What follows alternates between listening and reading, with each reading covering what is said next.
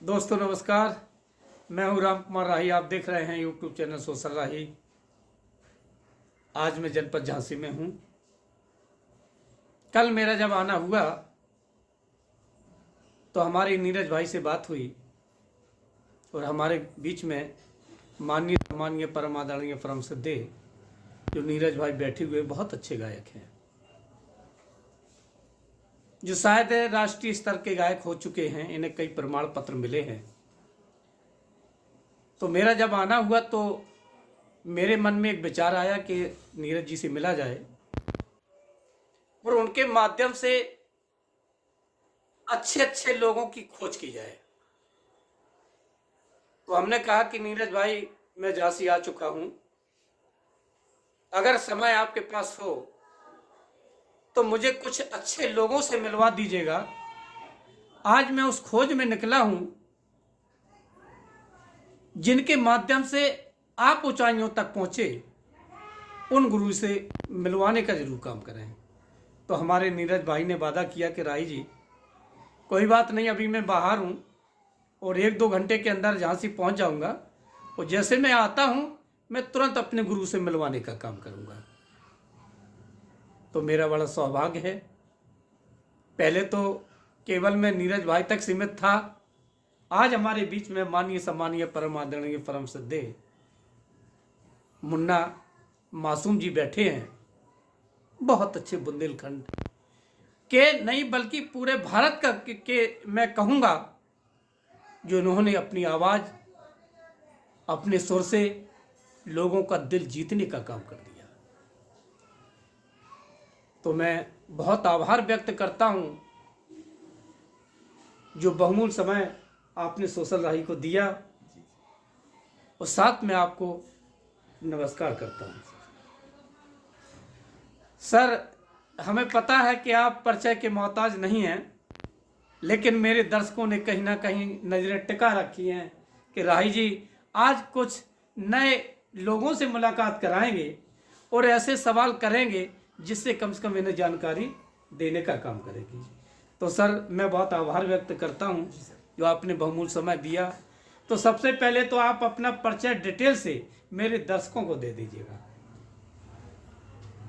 सबसे पहले आपको, आपके चैनल को, आपकी समस्त टीम को मैं हृदय से धन्यवाद देता हूं कि आप में प्रतिभा खोज जी जो आपने एक संकल्प लिया है और आप कर रहे हैं, तो इसमें लोगों को ढूंढ ढूंढ के आप ऊंचाइयों तक पहुंचा रहे हैं। इसके लिए आपको हृदय से धन्यवाद। जी जी और मेरी बहुत बहुत शुभकामनाएं कि ईश्वर करे कि आप बहुत आगे जाएं। जी सर जी, अब मैं सवाल करता हूं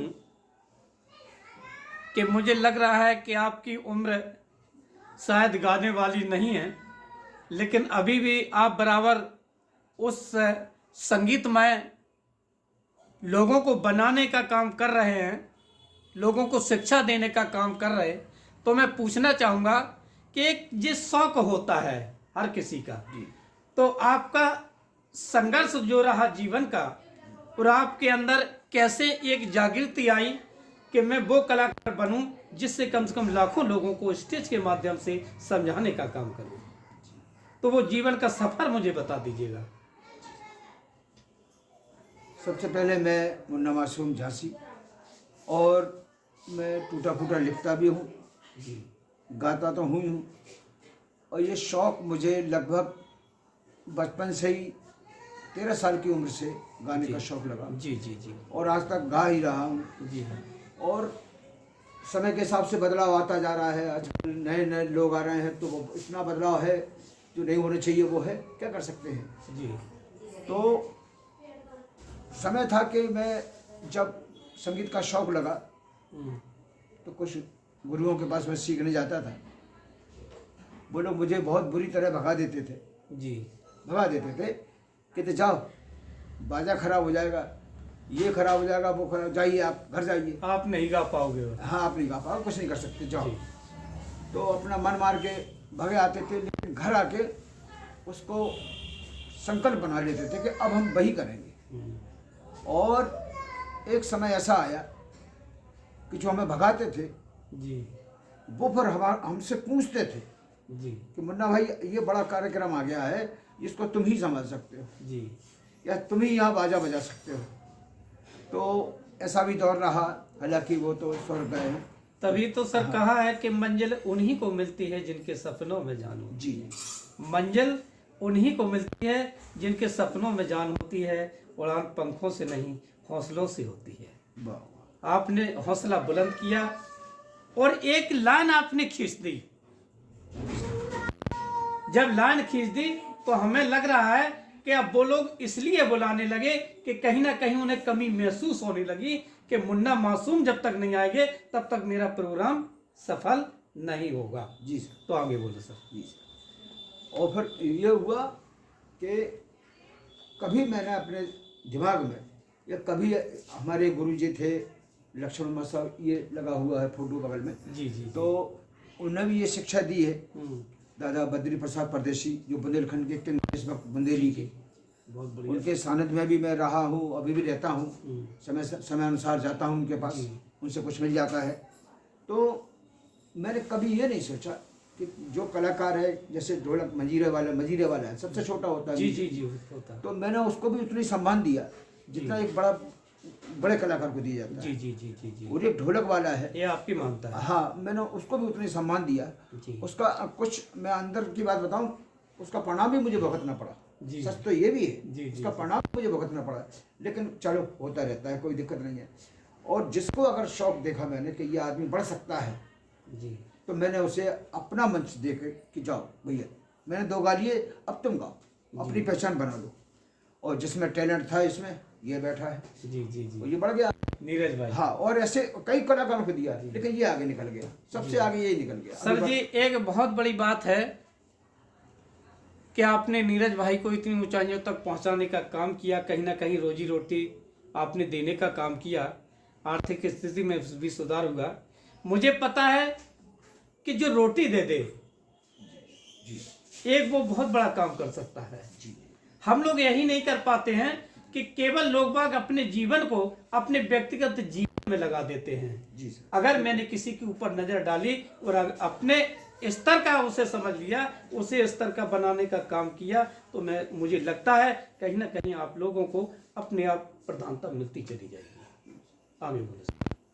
तो अभी वर्तमान में ये स्थिति है सर जी कि पहले की स्थिति ये थी कि 100 तो थे सीखने वाले। जी आज वर्तमान में ये स्थिति है कि एक आदमी सीखने वाला है और 100 है सिखाने वाले। सिखाने वाले वर्तमान में ये स्थिति है कि 2-4 लोग गाना हल्का फुल्का सीख गए तो वो सिखाने के चक्कर में गुरु बन गए। गुरु बन गए। जी और अब तो ठीक है, जब फंस जाते हैं तो अपना मुंह छुपा के भी भाग देते हैं, लेकिन उन्हें उसका एहसास नहीं होता कि आज भी हम सीख लें, आज भी हम सीख लें, लेकिन नहीं सीखते। उन्हें अपने आप में, जिसे ओवर कॉन्फिडेंस भी कह सकते हैं, घमंड भी कह सकते हैं, आ गया है। और ऐसे लोग कई लोग हैं। लेकिन ये बात, जिससे मैंने जो कुछ लिया है मैं उसका नाम लेने में कभी गुरेज नहीं करता। बिल्कुल सही बात, बिल्कुल सही। जिससे मैंने सीखा है, जी जिनका मेरा आशीर्वाद मेरे ऊपर रहा है, जी। आज भी बहुत से लोग हैं। और एक बीमारी मेरी खतरनाक है सबसे ज़्यादा सर, जी जिससे का शिकार हो गया हूँ मैं।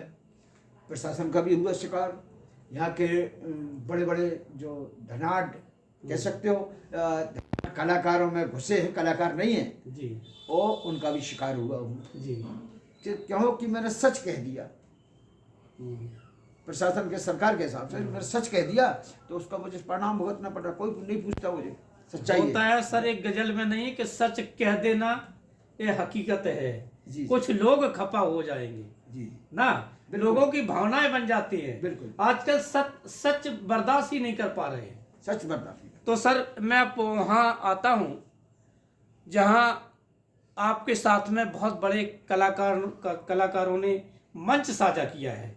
जैसे मैं कहना चाहूँगा कि बुंदेलखंड के जो बुंदेलखंडी सम्राट जो रहे गायक मान्यवर देसराज जी, तो मैं उनके बारे में आपसे पूछना चाहूँगा कि कितनी बार आपका मंच साझा हुआ।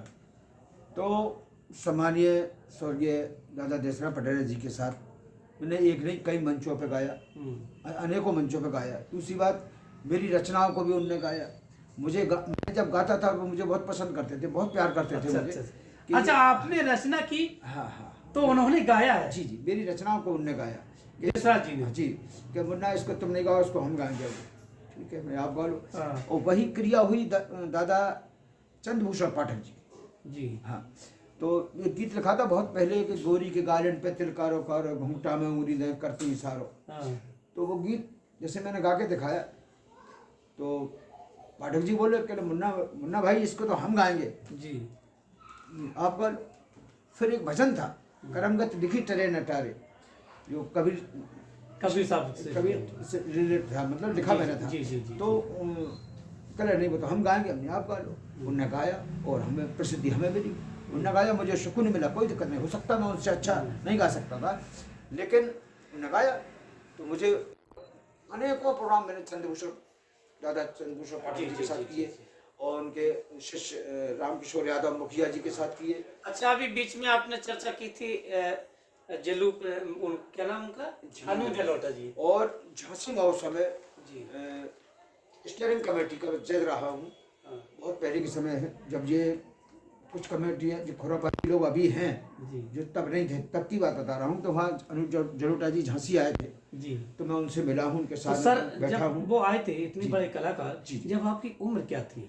अब उम्र होगी उसमें, अब से आप समझ लीजिए कि 20 साल पीछे चले जाइए उससे। अच्छा अच्छा। 25-30 के समथिंग होगी। हाँ हाँ हाँ बिल्कुल बिल्कुल। तो गुलाम अली साहब झांसी आए, अरे मैं उनके साथ बैठा हूँ, उसको उनके चरणों में बैठ के मैंने उन्हें नमन किया।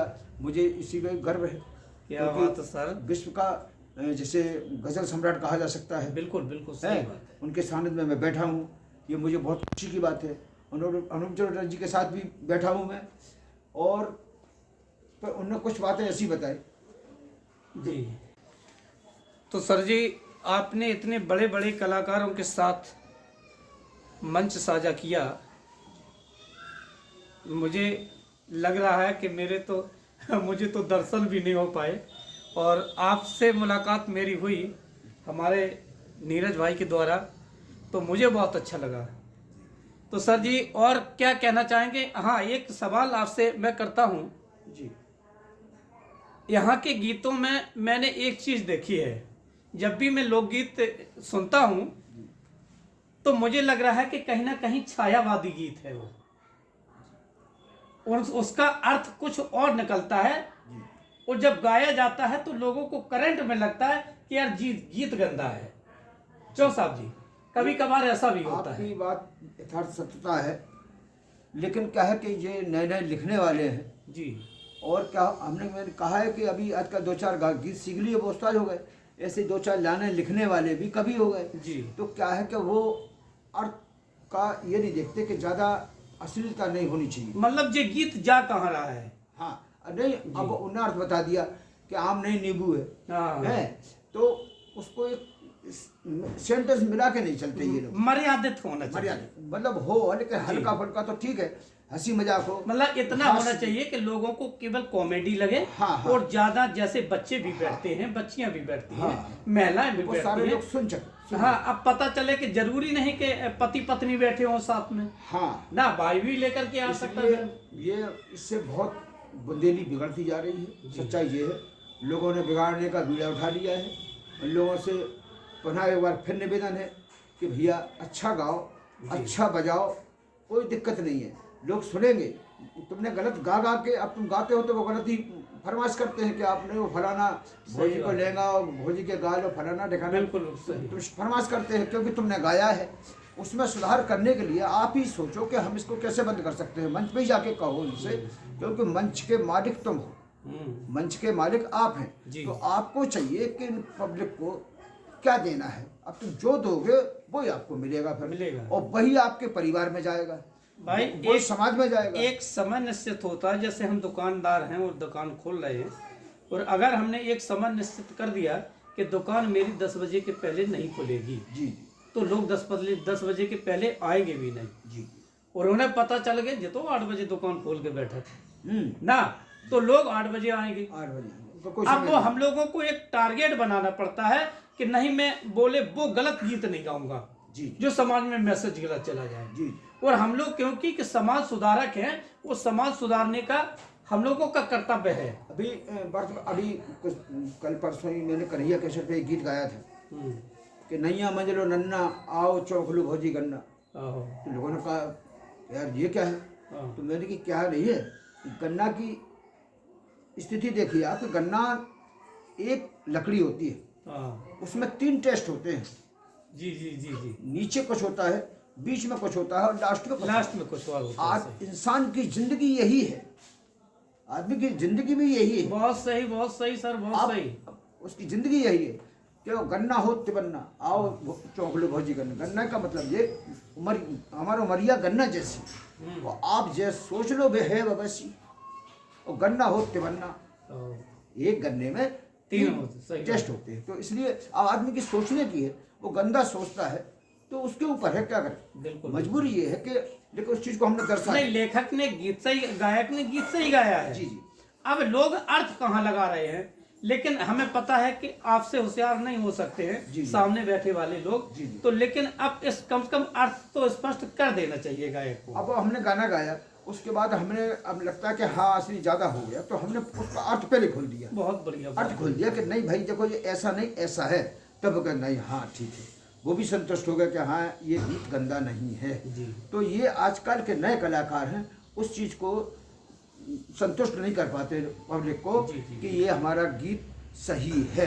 जी। यही गलत हो रहा है आजकल। अच्छा सर, आपने बुंदेलखंडी में आपने मिशनरी गीत भी लिखे होंगे, जी बिल्कुल। तो थोड़ी बहुत चर्चा हो जाए, कौन सा गीत आपने लिखा है जी जी। बुंदेलखंडी में?